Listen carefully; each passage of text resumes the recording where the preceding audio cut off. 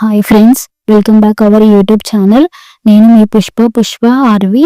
Friends, ఈరోజు మనం సమ్మక్క సారక్క యొక్క జాతర కథ ఏంటో తెలుసుకుందాం. అయితే ఆదివాసీ గిరిజనుల ఆరాధ్య దైవాలు, త్యాగం, ధర్మం, ధైర్యానికి ప్రతీకలు, తెలంగాణ గుండెల్లో కొలువైన మన తల్లులు సమ్మక్క సారక్క తల్లులు.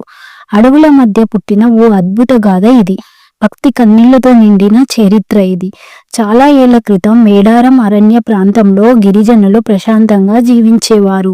అయితే వారు వేట, వ్యవసాయం, ప్రకృతితో కలిసి జీవనం వారి జీవన విధానం.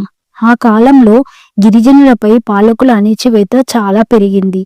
భారీ పన్నులు, అన్యాయం, హింస. ఈ అణిచివేతను ఎదురు నిలిచేవారు సమ్మక్క తల్లి. సమ్మక్క తల్లి సామాన్య మహిళ కాదు, ఆమె ఓ శక్తి, ఓ అగ్ని జ్వాల, అన్యాయాన్ని తట్టుకోలేని ధైర్యవంతురాలు. గిరిజనుల రక్షణ కోసం ఆమె యుద్ధానికి సిద్ధమైంది.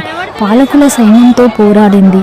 ఆ యుద్ధంలో ఆమెతో పాటు ఆమె కూతురు సారక్క, అల్లుడు పడిగిద్దరాజు, మనవరాలు నాగులమ్మ కూడా పాల్గొన్నారు.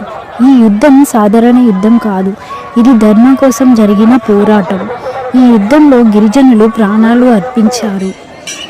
చివరికి సమ్మక్క తల్లి అడవిలో అంతరార్ధనమైంది. ఆమె శరీరం కనిపించలేదు, కానీ ఆమె శక్తి మాత్రం ఆ అడవులోనే నిలిచిపోయింది. అప్పటి నుంచి గిరిజనులు నమ్మరు, సమ్మక్క తల్లి దేవతగా మారిందని. ప్రతి 2 సంవత్సరాలకు ఒకసారి మేడారం అడవుల్లో జరిగే మహాపండుగే ఈ సమ్మక్క సారక్క జాతర.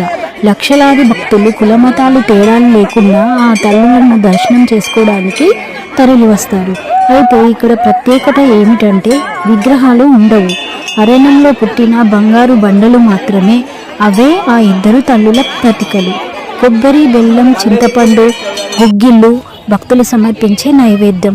అయితే ఈ జాతర ఒక పండుగ కాదు, ఇది ఓ విశ్వాసం, ఓ ఉద్యమం, ఓ తల్లికి అర్పించే కృతజ్ఞత.